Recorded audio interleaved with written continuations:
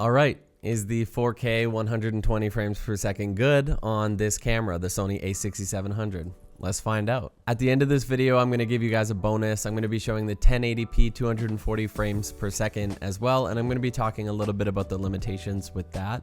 But the main focus of this video is on the 4K 120 frames per second. I'm gonna be leaving links in the description for the 4K 60, so I'll leave one file of that, 4K 120, and then I'll also leave a 1080p 240 frames per second clip for you guys to edit. But you gotta make it to the end of the video.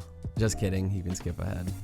So the question that probably everyone wants answered is the 4K 120 frames per second on the a6700 crippled? And I would say no, it's not crippled, but it does have some limitations. It's compromised in a few ways, and the main one is the crop. So it's a 1.58 times crop on the Sony a6700 when you switch it to 120 frames per second from 60 frames per second. And this camera is already an APS-C sensor, so that's like a massive crop. The thing that happens with crops is unfortunately your low light performance suffers and your detail suffers as well. But that's not to say that the 4K 120 frames per second on this camera is unusable, because it's actually good. Really quick, if you're finding value in this video, it goes a really long way if you could just leave a like. 3, 2, 1. Thank you so much. Let's dive back in. So I went to a local basketball court and checked out my skills in 60 frames per second, 120, and 240 frames per second, and unfortunately, I didn't get any better.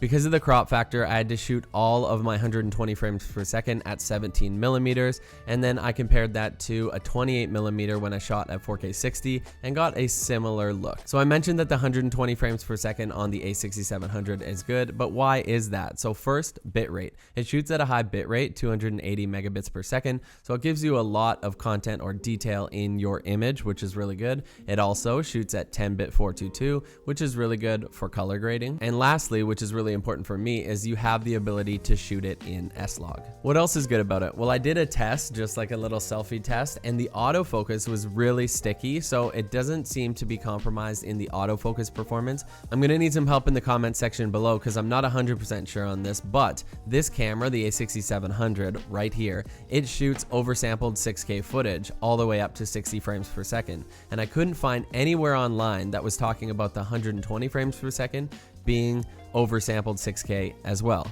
except for this one site. On DIY Photography's review about the Sony a6700, they did mention that the 4K 120 frames per second was oversampled 6K footage, but on every other review, I couldn't find this to be true. Anyways, as mentioned, there's the 1.58 times crop on the a6700 in 120 frames per second, so regardless, you are going to be losing some quality. So yes, it's more than usable. My Sony a7 IV, which we're shooting on right now, doesn't even have the ability to shoot 120 frames per second, and this is a whole lot cheaper. Okay, for all you truthers who stuck around and want to know about the 1080 240 frames per second, now's the time. So it's compromised quite a bit because of bitrate. It only shoots at 50 megabits per second, but that is in 422 10-bit. You can only do it in S&Q mode, and I wasn't able to get S-Log 3 look out of it, but you could use the picture profiles within the camera. Honestly, the 240 frames per second looks pretty cool, and if you use a flatter image profile on the Sony a6700,